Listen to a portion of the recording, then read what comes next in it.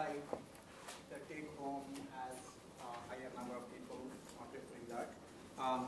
However, I do need to check a couple of things. So I'm not going to be committing to take-home yet right now. I will send you, if there's a take-home, it will be released by Thursday morning, and it will be due on Monday morning. Okay. If I do not release, I have to check something and then I'll get back soon enough before that. If in fact take-home cannot be done, but there are things other than just the majority rule in the university. If I cannot do that for various reasons, then I'll let you know, and then we still have to do it. Okay. So that's where we are. Any questions? Yeah. I've asked this. Is there going to be a homework or not really? Well, if it's a take home, obviously. Well, yeah, but I didn't know if there was going to be something we could study if needed to be. I or do you would have try an to example? release, but clearly there's time restrictions. Right. So I might try to release some things. If there's a take home, then I won't have any separate things. But if there's an in class, I'll try to release some questions for these. But you just have to look at them. Right. Okay. Can it be like coding or something? What? Can it be like a project or something? In the take home? Yeah. Probably not. There may be work required. If it's a take home, you might be asked to do a little more work than what you can do in class exam. But I'm not going to ask you to write programs. Other questions? Okay, so that's regarding the exam. And then I think you all signed up for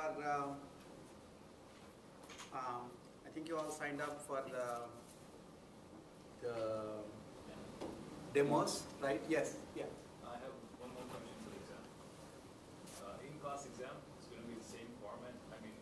Same restriction as the midterm. It's the same thing. Oh, in terms of open book versus closed book? I don't know what you mean restrictions. The cheat sheets, open book, closed book. Yeah, I think it'll be the same as midterm. I don't mean to, hold this in major suspense. I think it's, very high chance, 90% chance that it'll be take home. Okay. Because, you guys wanted it that way.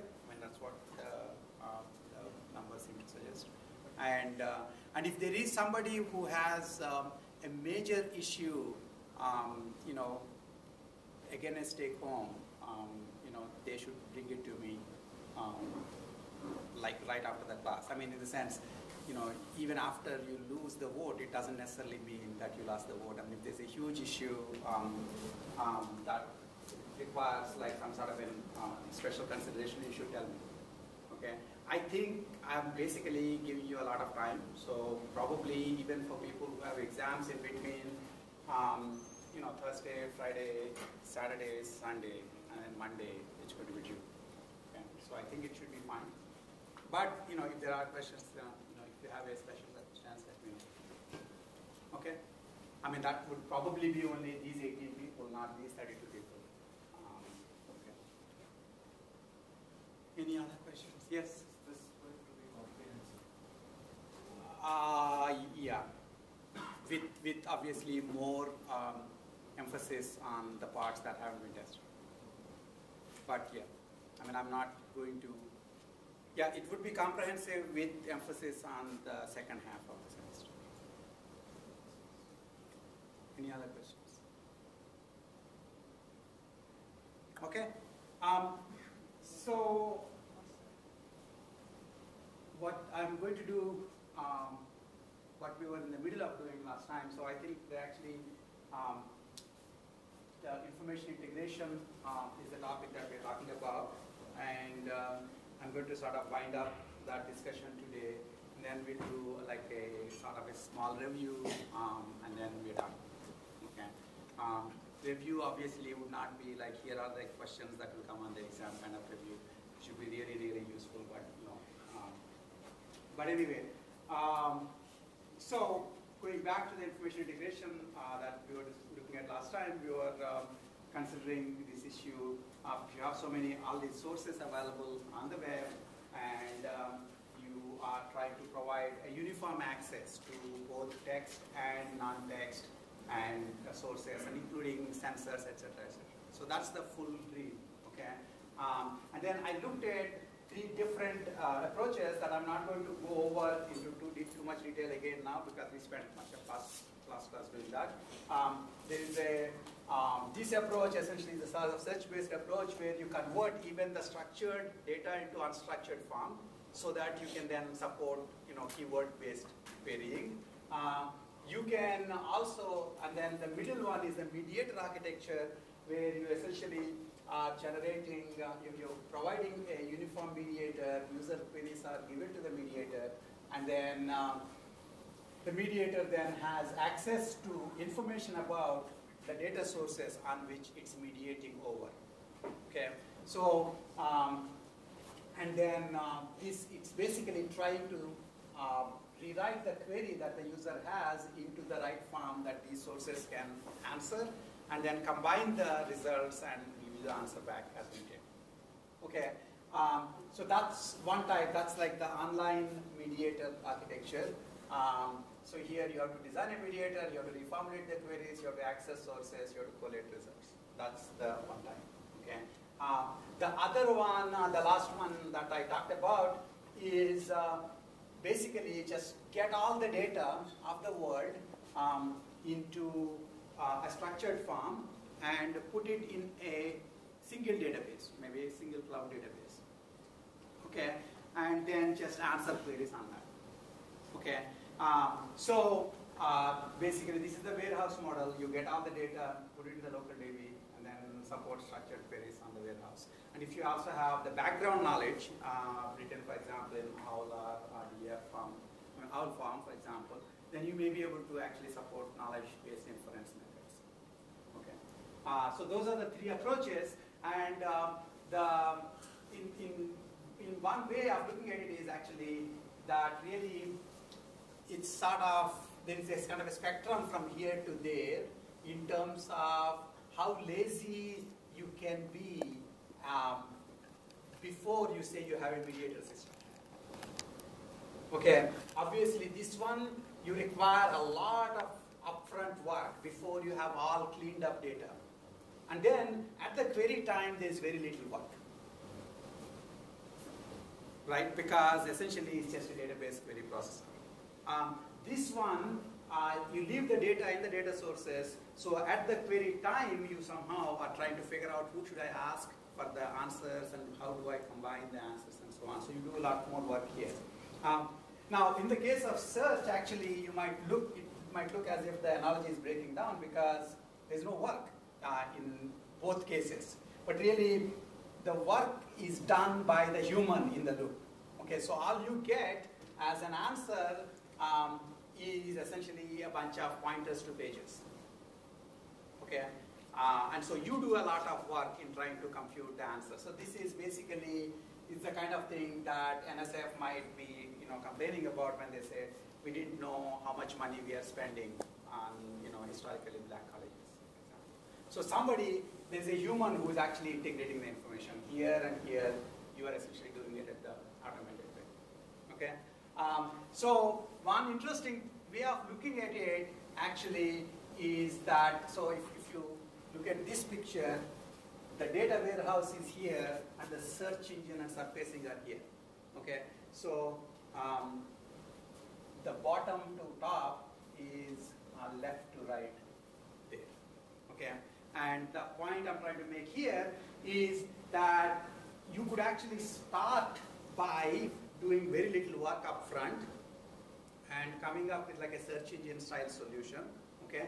And then as you start doing extraction of structure from your data, then you might start supporting more and more structured solutions like this, and eventually that. Okay, so one way of thinking about this is you can start like this, and as you keep doing more learning about the structure of the sources, about the structure of the data, and do more work up front, you can actually go from here to here. Okay, So you can think of that also in that sense that eventually you want to get to some sort of a clean data warehouse architecture.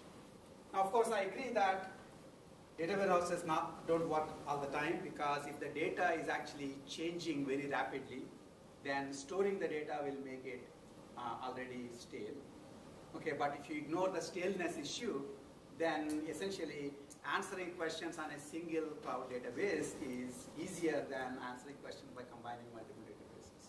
And the reason you cannot necessarily do this could be because of the upfront work required, and also because of all sorts of restrictions on the data sources. Somebody else might be owning the data source, so you don't actually get to take all their data and put it in your warehouse.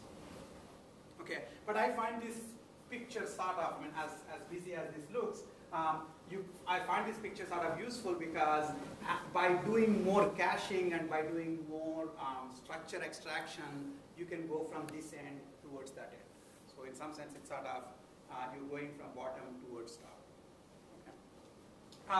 So that's the one point I wanted to make. And the other thing I'm going to do for the next several minutes is, with respect to those three architectures, I want you to think of,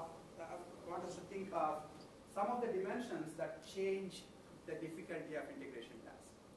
Okay. So these are the dimensions, but I'm going to go through them one by one. The first, of course, is what kind of sources do you have? In the picture that I had previously said, all sorts of sources. You can have sensors, you can have web pages, you can have data sources, you can have anything. Okay, but suppose I'm considering reducing my scope, and I'm only considering sources that are already structured. That would be basically what is called data integration. It's all structured data, and you're integrating the data sources, so it's data integration. Okay, and then if you, on the other hand, you have fully text-oriented sources, then typically, actually, either you have to do extraction of the structured information from the text-oriented sources, and then do some warehouse kind of an architecture, or at best, what you will do is you will be able to provide a pointer.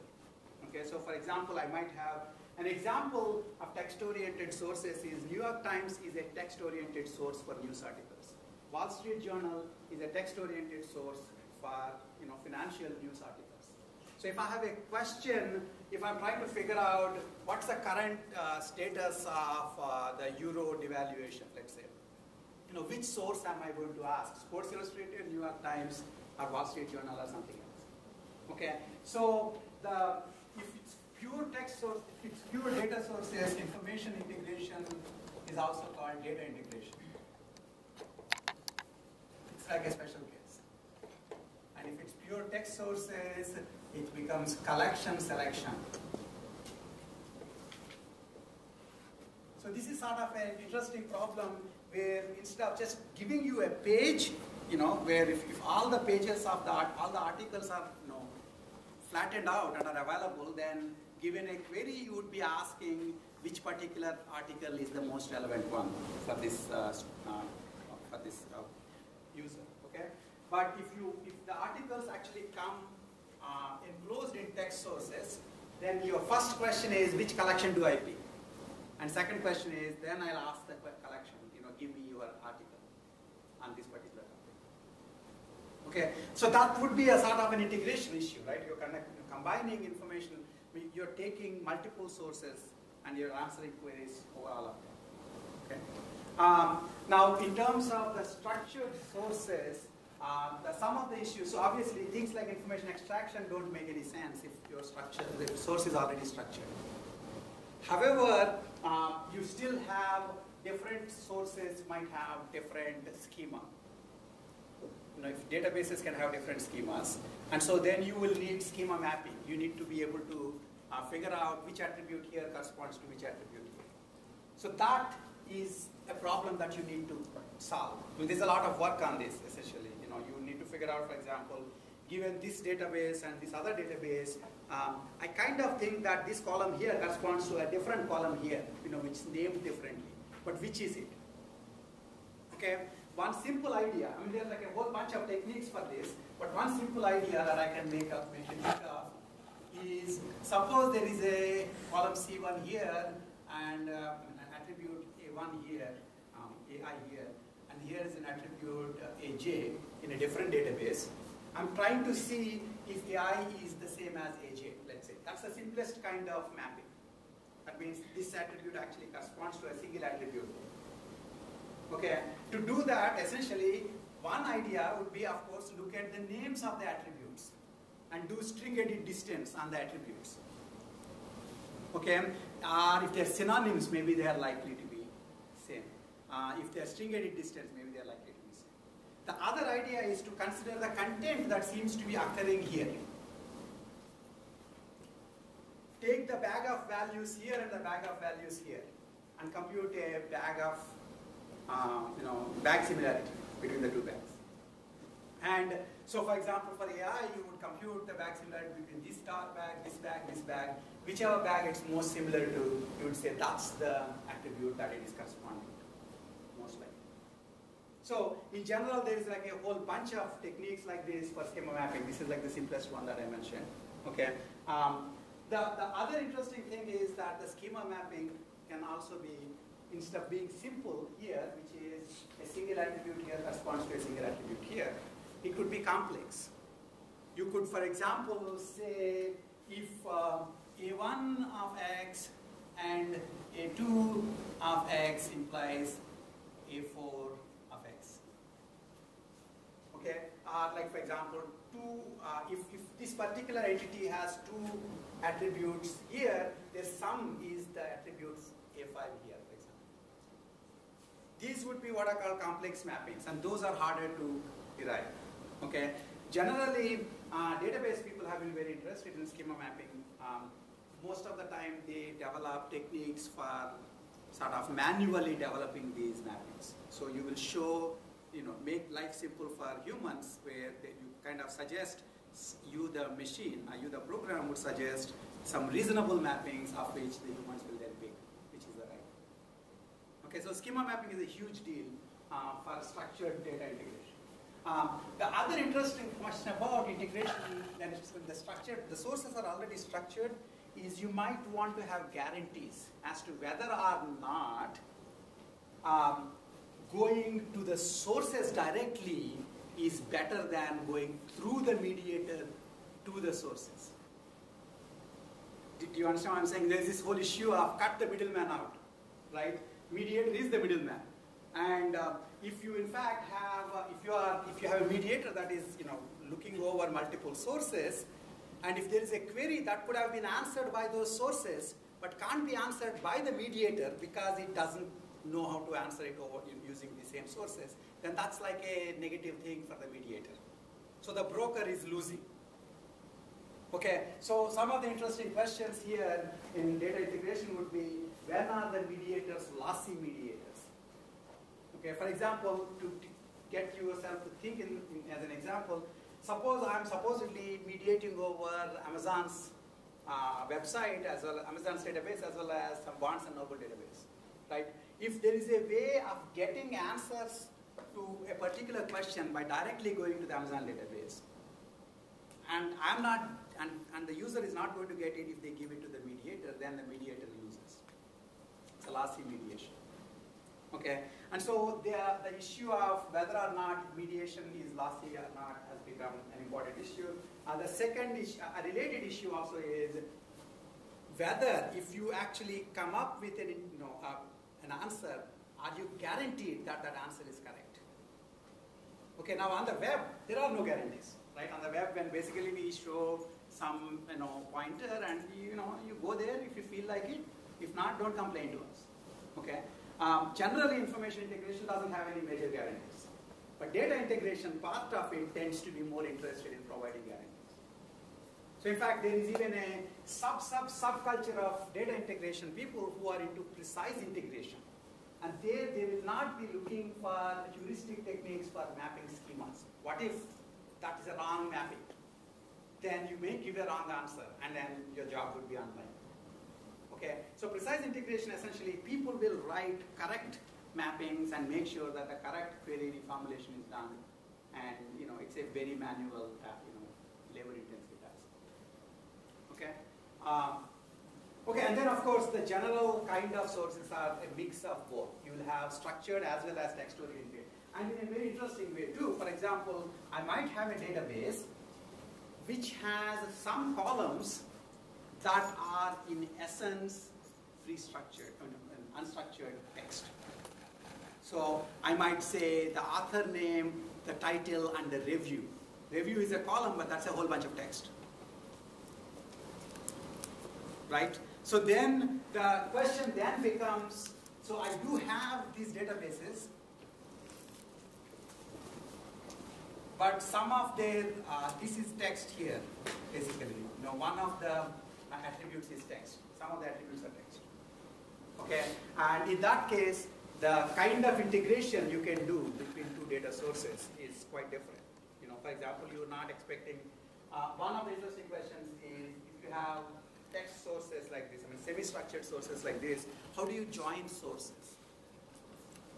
Okay, the interesting thing is normally, for those of you who have some background in databases, join operation is normally assuming, you know, take the Cartesian product and, you know, make sure that you take the subset of the Cartesian product that satisfies some constraints. Natural join basically says subset of the Cartesian product where the column 1 here is the same as the column 7 here. That's equality. If I have text, I can't talk about equality. What else can you talk about? Similarity. If you were the first guy to think about it, and if you just said this like 15 years back, you would have had a ACM transactions paper. Because there is a system called Word, which basically did that. It essentially did soft joins over text attributes. Okay, and how to do it efficiently. Okay, so those are the kinds of issues that come up based on the data source itself. Okay, now remember, join is integration. If you're taking information from one table and combining it with the information from other table, that's integration. The other type of dimension in terms of how hard or easy information integration is going to be is based on whether you are trying to give answers or are you trying to give pointers to the answers. So in the case of collection selection that I mentioned, you would just say, okay, go ask your question to Wall Street Journal or go ask your question to New York Times. And the New York Times will just give an article pointer and then you have to read it. Okay. Whereas in other cases, you would actually, in most other cases, if you have structure, you're expected to actually give the answers, not the pointers. Okay, so collection selection is a special case where you're giving pointers rather than answers. Normally, information integration, data integration assumes you're supposed to give answers. Okay. Then a third dimension, which is kind of very useful, is are you doing, you know, when you are integrating a whole bunch of sources, are they all about the same topic? In which case, in some sense, you are aggregating information across them. Or are they about different kinds of topics, in which case you are joining? Okay. So in one case, you talk about vertical integration, where the sources being integrated are all exporting the same type of information. And the objective then is to collate their results and maybe kind of aggregate them. Okay, so meta search engines was the first idea. You know, I didn't mention it here, but at one time when there were many search engines and each of them had different sized crawls, one reasonable idea is to send your query to all the search engines and get all their answers, remove the duplicates, and show the results. You know, as dumb as it might sound in retrospect, that was, you know, Metacrawler was an idea that, you know, actually there's a company based on that idea that made, you know, a lot of money before it went bankrupt. Okay, but then some people still have the money. Okay, so anyway, so Metacrawler basically would be vertical integration, except it's vertical integration with pointers to data, not answers. Okay. Other things that we know of are comparison shopping. You know, for example, Kayak, you know, is a vertical integration system. So is any comparison shopping service is a integration system, vertical integration system. Okay. Bibliographic search can be, in fact, at one time, one of my students wrote this bibliographic search engine which would call multiple other bibliographic search engines and collate results. Okay, so here the results are not just pointers, they are data, and so you actually are looking to decide which data, which data tuple is the same as which other data tuple. Okay. Now the challenges in doing this is, for example, multiple sources may have overlap. If you call this source, then this other source probably is not worth calling anymore, because 90% of the data in this source is also in this source. Or maybe this source is a mirror source, in which case it's waste of time calling this source. Okay. And then you need to be able to detect duplicates, and in general, you need to figure out of the sources out there, which of them are you going to call for what claim. Source selection becomes a big issue in comparison shopping, in this kind of vertical integration. Okay, one way you can wish away this problem is to say, I'm only going to call these 18 sources, and I'm going to call all these 18 sources for every one of the questions, which is pretty much what Kayak does. Okay, in fact, furthermore, interestingly enough, if one of these 18 sources doesn't respond back to me in 3 milliseconds, I'll act as if it doesn't exist, which is also what Kayak does and Expedia does. I mean, if you notice, if you ask the same travel itinerary question, within 3-4 seconds, okay, you'll get different answers sometimes. Because, the previous time, British Airways is not responding. So it just assumes that there is no better answer. Now notice that it's no longer precise integration. If you had gone to all the sources yourself, you would have figured out, British Airways has the cheapest fare. But it didn't respond, and people won't wait if Kayak takes too long to provide the answers. So it just starts providing the answers. And one of the other interesting things in Kayak actually is a good example is, as you are showing the results, remember you're calling multiple sources and the sources are all sending the results, and typically there's a sorting criterion, there's a ranking criterion. For the travel, it's typically the price of the ticket, let's say. Okay, so you're trying to put the ranked set of results, but then they keep changing.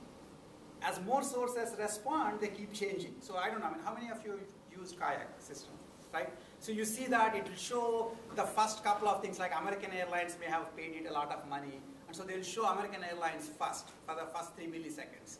And so if you're really busy, then you just buy a ticket from there. But as it's going on, it basically starts getting other results, and then there is, for the user's perspective, the ranking keeps changing. Where is the thing that I just saw? It went away. It went into the 15th page because it's no longer the highest one. Okay, so that's all about vertical integration systems. The horizontal is the opposite one, where basically you are assuming that there are sources of different types, and you're taking information from one source, combining it with information from another source. Here you are not combining; you're just aggregating. Okay, horizontal typically, any composed service or any mashup is a horizontal information integration system. Okay, and again, in general, you will have both vertical and horizontal information integration combined, right? Because some sources, some parts of your problem might have aggregation over multiple sources. Some other parts, essentially, you have. I mean, one simple idea might be that, let's say,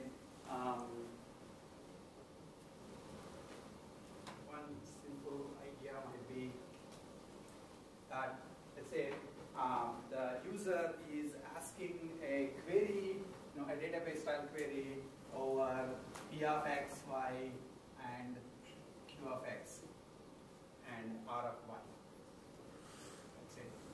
That means you're looking for a tuple which has the, which is in the table P, and the X part of it is also in the table Q, and the Y part of it is in the table R. Right? Okay, now I can have a situation where there are sources 1, 2, 3, which all have information about P. They're basically a P table fragmented into 3 parts. Okay, and then there are 2 tables for Q and 1 table for R. Okay, then you have vertical here, and then horizontal across these classes. Okay. So that's basically what you'll wind up having in general, where you have to combine vertical and horizontal. The kind of information integration systems you have seen that are vertical are obviously you've seen more vertical information integration systems because those are the ones that aggregate data across multiple sources, comparison shopping services and other kind. Horizontal ones typically tend to be more like, in fact, we'll talk about in the next slide, they tend to be very query specific. For a particular kind of combined query, there is a service that just takes that query and it only does that query and it basically calls two services, combines the results and gives you the value. Right, for example, I might want to know, what is what's the distance between 2 points, 2 cities, and I might basically have one service which gives me the longitude and latitude of the 2 cities, another service which will compute the distance between 2 latitudes, 2 points. And then you combine them, you have a mashup now which tells you, right? And just one second. So, and then also flight tracking is another case in point. When you give a number to the flight, then essentially they go combine multiple pieces of information to tell you where exactly it is, and then show it on the map. That's again a mashup. Any mashup is a horizontal integration. Yes? So what about conflicting, what if they'll give you a measure is different in all of them? You find the average between them? The distance. Suppose that they actually give you the distance. Yeah. It's different. What do? You find the Okay, average? that's a different issue in terms of if there is conflicting information, again, since these data sources are not curated, you might get conflicting information. What you have to do when there's conflicting information, that's a whole other issue. Okay, maybe you can take some sort of a majority vote, but in general, that's a much bigger issue. Okay, that's not answered here. I think the one other dimension really is, in fact, that's connected to the mashup point is. When you're doing an information integration system, is it query specific or query independent or at least query independent for a class of, so think about it this way. I can have query specific information integration system, which basically has a very specific query hard coded. And then it then calls two services and combines their results and to give you the answer. Okay, that's query specific, that's basically usual mashups. Okay, general or query independent. This is like blue sky. You take any arbitrary query, figure out what sources are relevant, figure out how to combine them and answer the query. Okay, that's blue sky. In between, you have sort of query class specific.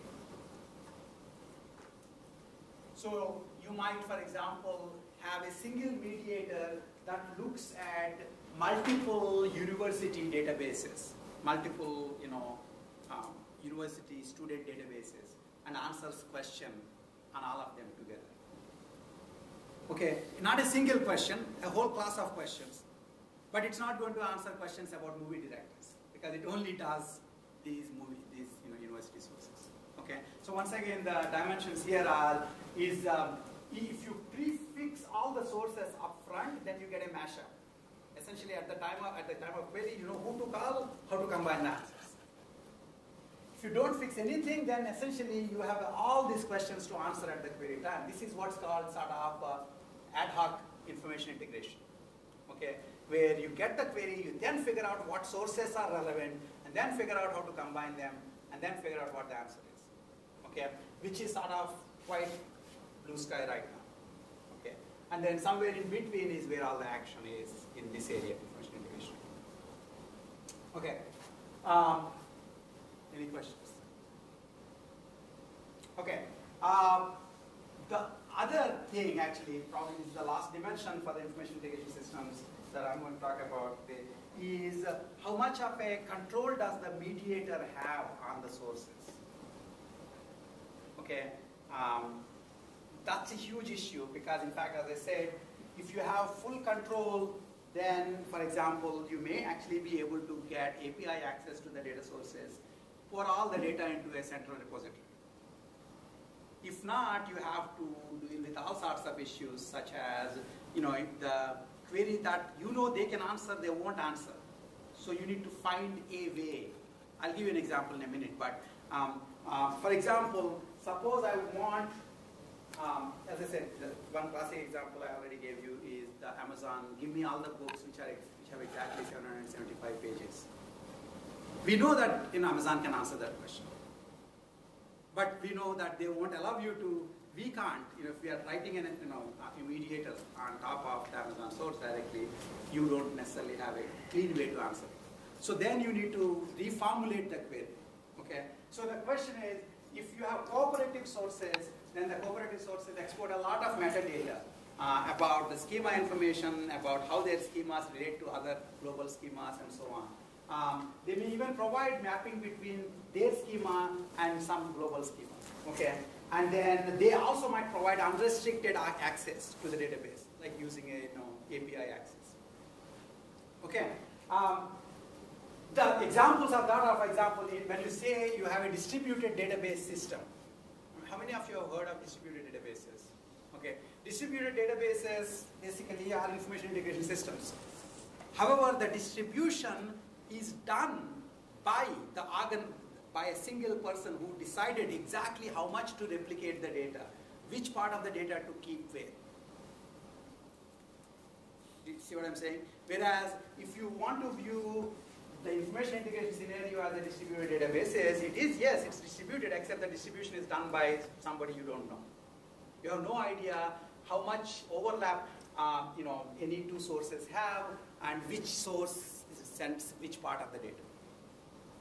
Okay, and in those cases, basically, so if you have the cooperative sources, things become much simpler. If you have uncooperative sources, which is pretty much most web sources, web accessible sources, then things becomes quite complex. Basically, you need to start from learning the statistics about the sources. For databases, normally you need to know selectivity statistics, etc., to do more efficient query processing. Now, if it's your database, you know those numbers. If it's somebody else's database, you need to learn it. Okay, despite the fact that they won't tell you, you still need to learn it by probing them with various other queries.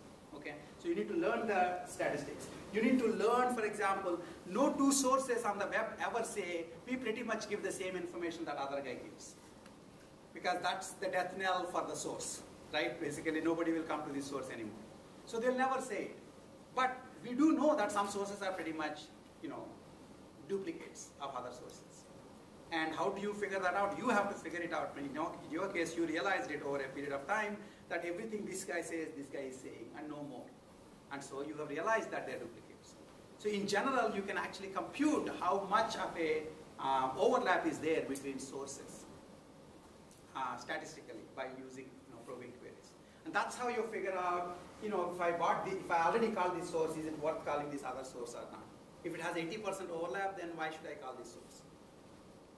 Okay, so in fact, there are, in respect to that point, there is an interesting comment to be made. There's an interesting idea called coverage and overlap.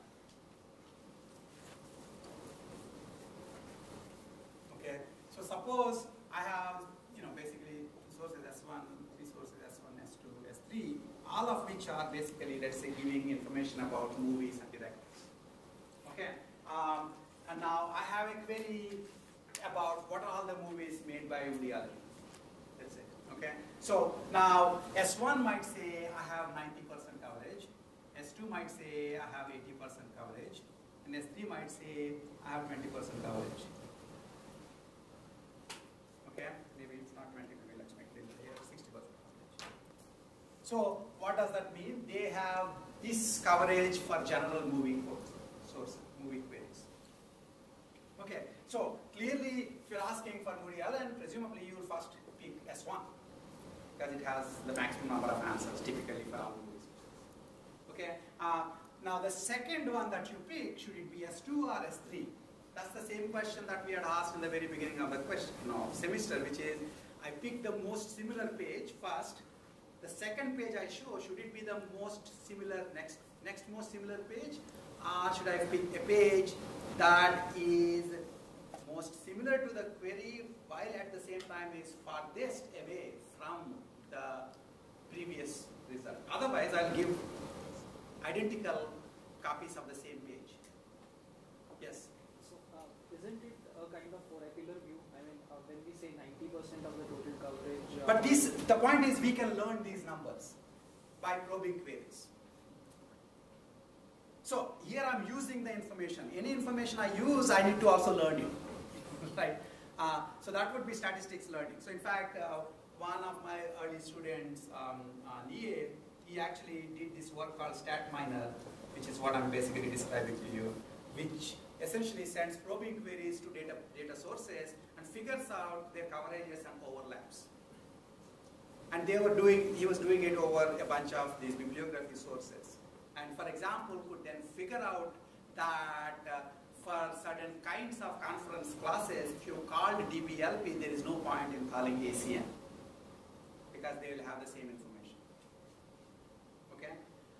So here the specific point I'm making here is if I have these numbers, that's still not enough to figure out what's the second thing to call. I then need to consider overlap statistics.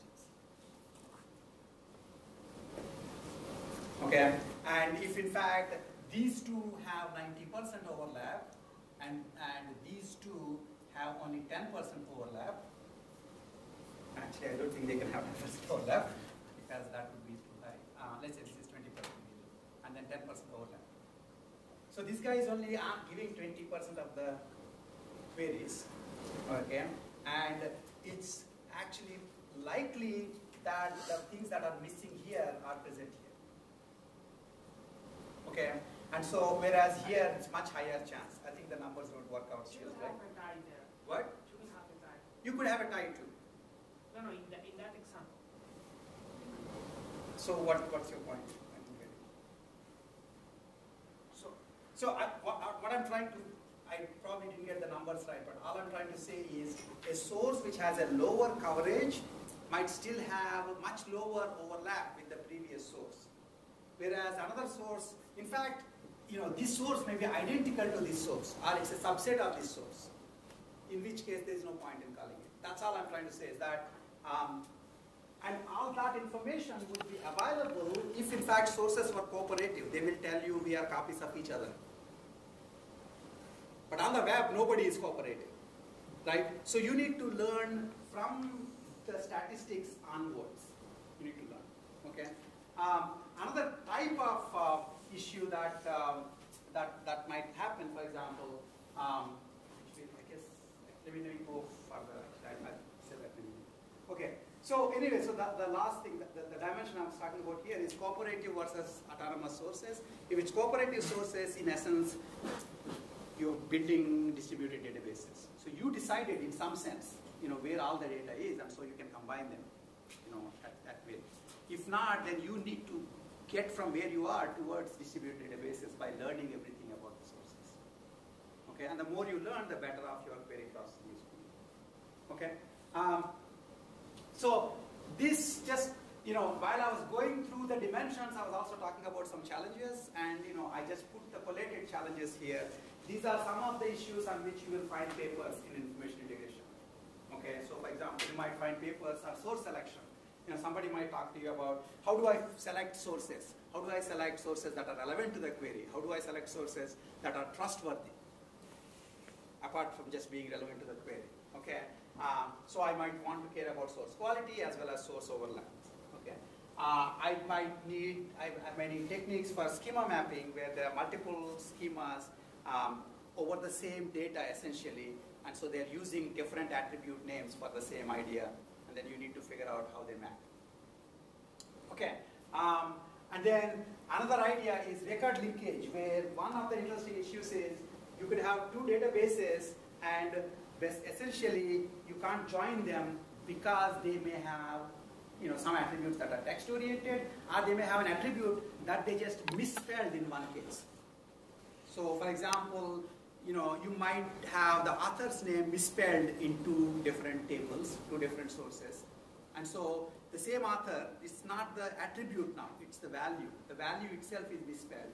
And then you need to figure out whether or not that tuple here can be joined with the tuple here, even though it has author not equal. That idea is called record linkage. You're linking two different records, basically joining when they're not equal. Okay. And then another kind of an issue is, what do you do? I think that's sort of similar to some question that earlier somebody was asking. What do you do if you have all these sources on which they're autonomous, they're made up by anybody? Okay, pages are also made up by anybody, and pages could be making up answers all the time. Now you are actually aggregating these. Previously, you're just pointing out the pages to the user, and and they're on their own. Now you are also combining these lies together into giant lies, potentially. Okay, so the question then is, what if there are databases which are not curated? They have all sorts of null values. They have all sorts of inconsistent values. Okay, there are many places, for example, things like QBayes, which is sort of still available, I believe, where you can go and write down your self-describing data. You say, this is the attribute, this is the value, this is the attribute, this is the value, and I'm going to just throw in 1 million tuples on this. And somebody else throws in another 1 million tuples with a slightly different schema. Now, when they're doing these tuples, no quality considerations are taken into account. I mean, you can decide not to give values to some tuple, some attributes at all. You can decide what values you're giving to what attributes. Okay, so it looks like a database, but it's not a database because there is no actual quality guarantees. And so, how do you answer? Even if you have a single database, such as QBayes, which has incompleteness and inconsistency in the data, can you answer queries that make sense? Okay. And then finally, of course, another issue, which is again came from the autonomous sources point of view, is how do you reformulate the queries such that, in fact, the query reformulation can happen. My favorite example is think of a scenario where, let's say, you have something like a QBayes scenario, and you have a database, and there's a query saying, give me all cars manufactured by Honda. It's a used car database. I just want to get all the cars manufactured by Honda. Maybe I'm trying to figure out the cheapest car that I can buy. Okay. Now, it's possible that some of these are actually manufactured by Honda, but like you may have a tuple here which says Accord, 25K miles, DK dollars, and null value for the manufacturer. Okay, it could be because they just didn't enter the value for the manufacturer. It could be because they thought, who in the world doesn't know that Accords are manufactured by Honda? So I'm just going to make my life simple. Right? Now I have a situation where this is a relevant tuple for my query. How do I get it? Okay, you realize that, but the way for you to actually figure out that this is relevant, you need to be able to learn or basically predict the missing value.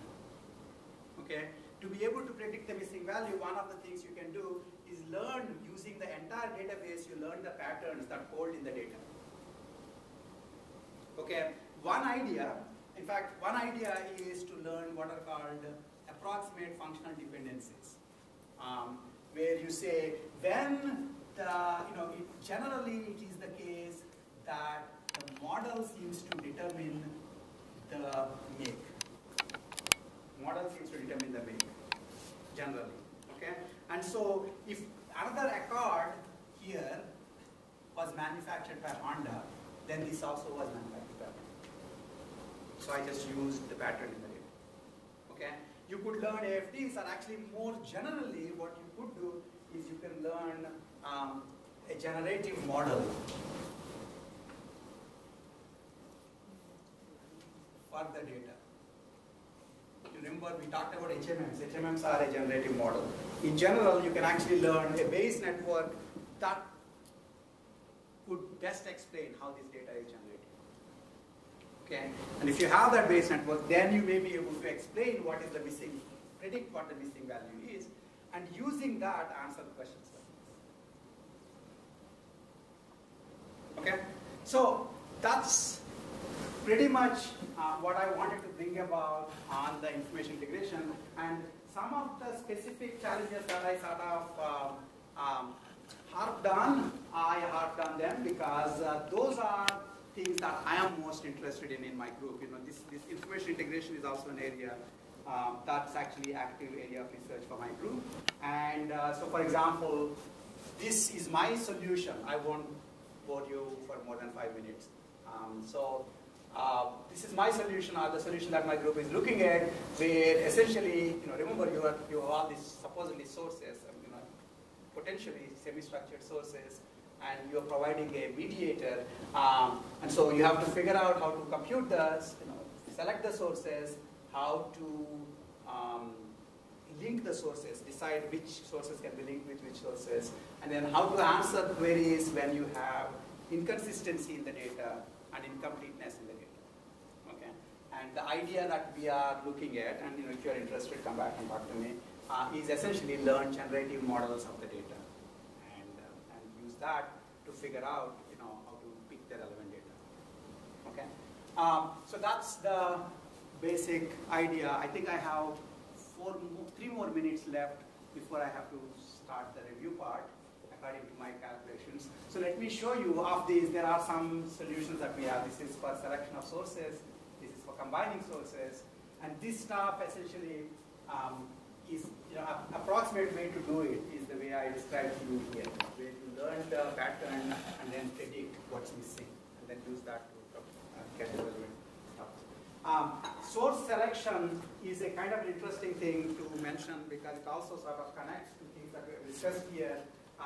This was a work of one of the students who is about to graduate, and the idea there is if you have a whole bunch of sources, all of which are, you know, exporting data, let's say of book information or movie information or something, the question is which of them are trustworthy?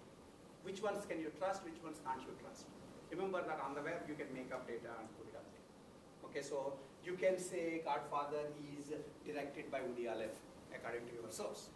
And so how do I make sure that this is the source that I would wind up, that this is not the source I would wind up calling in answering the query who made Godfather? Okay, so that requires figuring out trustworthiness of the sources. And again, this almost has to be either done by a third party who says these are, you know, these have passed our trustworthiness exam, and so they get trustworthiness certificate, or you do it online at the same time, you know, when you get a query. And so I want you to think of the connection between this problem and the problem of finding which pages are likely to be trustworthy and important, and which pages are likely to be not trustworthy and not important. And that was based again either on somebody saying upfront that these are important pages, or looking at the connections between the pages. And what Raju, the student who did this work, did is essentially do the page rank idea almost. So now you have, instead of pages, you have sources, and the sources must have links between them to be able to do link analysis. The question is, what are the links between the sources? The links between the sources, according to his idea, is if two sources agree on the answers they give to a random query, they are in a sense endorsing each other. Okay? So the idea is, first forget about collusion. There's also collusion in the web world too, right? I mean, if I put a link to somebody, normal assumption is that means I like that page. But then when you take collusion into account, I put the link because that guy paid me already. Okay, right? So without collusion, the issue is agreement between the results provided by the sources is an indication of the links that they have, you know, indirect links they have. These are, you can think of them as endorsement links. Okay, so he essentially computes the agreements over the results and converts them into these links, these indirect links. Okay, and then does a sort of a, you know, Markov chain stationary distribution analysis on that. Okay, and that will give him what he calls obviously source rank, you know, the rank of the source in terms of its trustworthiness. Now the other issue is, what if these sources are colluding? They're actually agreeing on everything. The idea for that he has for them, for that is, ask queries that essentially wind up having too many answers. Okay, he actually supports keyword queries on these sources. So suppose ask queries saying, give me all the movies that have the word "the" in them. Okay, you might wind up getting lots and lots of answers. Okay, and if you are agreeing on even those kinds of queries, his argument is that you are colluding. If you are agreeing on queries such as, how many movies, what movies did Woody Allen make, that is endorsement. If you are agreeing on these high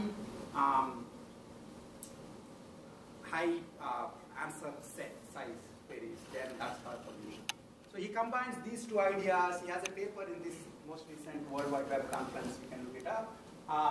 One last thing I want to mention about that is I sort of said he just has to figure out agreement between the results. One tricky problem again in these kinds of sources is these sources have structured information, but they again come in arbitrary and English sentences. Okay. So for example, I can say one source might say Godfather paperback used $9.99. Okay. Another source might say paperback The Godfather $13.99. And they don't actually give, forget about schema mapping. There is no schema. Right? So you have to figure out, first of all, that there is some kind of a segmentation.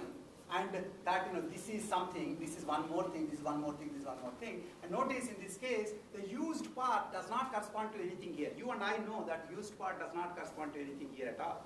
Okay? Godfather here becomes The Godfather here. And the paperback is the same as paperback, and $9.99 is the same as that. That's what you need to do. So you almost have to first compute the match between the source. To compute the match between results, you have to first align them correctly. Because without alignment, everything looks different from everything else. Okay, and so here essentially you kind of align the records and then compute the matching. That's what he has to wind up doing. And so the interesting idea that you can understand in 2 minutes is in the first 2 pages, and then actually making it work is this. That takes multiple pages. Okay. Anyway, so that's one thing that is part of this sort of a result. This sort of a framework that we are looking at. But I'm going to stop with that there, and I have to sort of say that I reviewed the course. So I will do that. Okay. So we have started the course. We have about 12 minutes. We have started the course. Where did I start? We have started the course by saying that we'll talk about information retrieval, information integration and aggregation, information mining, and other topics as permitted by time. That's what we said, in case you've forgotten. And then we also talked about the fact that much of what we did in this course is, in essence, sort of adapting what has been done in other areas to the challenges of web. And I said I will do that, and in some sense I hope you figured that out by now that that's been the case, because IR is the information retrieval on the web is adaptation of traditional information retrieval with a whole bunch of changes. And then database work is adapted both in terms of semantic web kinds of ideas and in terms of these ideas of what do I do when I have an autonomous source, how do I query reformulate, how do I deal with the quality of the data, okay, those kinds of issues. And the machine learning, the data mining aspect, again, the big issue there is, the big difference is you have huge amount of data, but much of it is unlabeled. Okay, and so looking for techniques that can leverage unlabeled data is very useful. That's something that you can. These are the topics that we covered. If this is all new to you, then we are in trouble anyway. Right?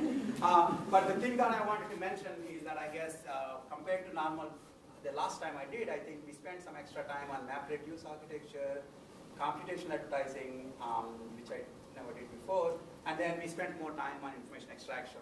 The one thing that I did not do in the class that apparently all these people have looked at the slides, the lectures, is the social networks. Social networks are well connected to the rest of the course. It's just that I had to make time for these 3 new topics. Okay. Plus the other ones were already recorded, so I was hoping that you will just And then I am going to skip over this, but essentially these, I still think these are important points that we mentioned in the beginning of the course, and I believe that hopefully you see instances of this as we went through the course. So in terms of sweet spots, whether a bag of words makes sense, or whether giving pointers is okay sometimes. This is a new version, which is sometimes you can give pointers to the results, okay? But then if my query is, I want to find out some information about the employees, okay? Then giving, here are the 700 employee records. You read them and figure out what the average salary is all of a sudden not as interesting as just the previous cases where you just showed the page name. Okay, so again, that too is a sweet spot. I mean, certain kind of queries, for the kind of queries people were asking, it was good enough to show pointers and get away. Okay, but eventually people will start looking for more answers. Again, we talked about these ideas. I'm not going to go through them too slowly. And then, well, the real question, of course, is I said things, these are all the things that I think I've done. The real question is what went through your head. That matters too. And in giving the interactive review, which I made you do before coming to the class, my biggest worry was this. This is another student from a different class I taught this semester, and who was being honest and said that nothing was learned and everything discussed in this class was simply beyond them. And they are new to programming, and so sorting doesn't mean a thing to them. And I particularly like the fact that this is the advice about university life, according to the student, that unless you really, really, really want to go to school, don't try. And then the best is police apparently impede education. But anyway, I was worried. Obviously, this is my biggest worry, that whether this was also your kind of interactive review. I mean, I really appreciate the honesty of the student, but this is the bag of words model of your interactive review as of 2 o'clock. If you came after 2, you're not part of this bag. And so these are the words that seem to be mentioned a lot, and so seemed like many of the things that I thought were important were mentioned. I actually seriously suggest that you take time to read what other people got out of the groups, okay? Because that's very important. That way you can figure out, some of them, many of them repeat certain important ideas, but then there are also people who talked about things that nobody else talked about. And you will be hearing it from these other people rather than me saying that also is important. So I would suggest that you read them. I read them all. I think I read them all, but I'll read them again. And in case you are wondering how to find them easily, they're very easy to find from the if you go to the page, that's the acquired wisdom page. And so you just keep going there. Okay, there are some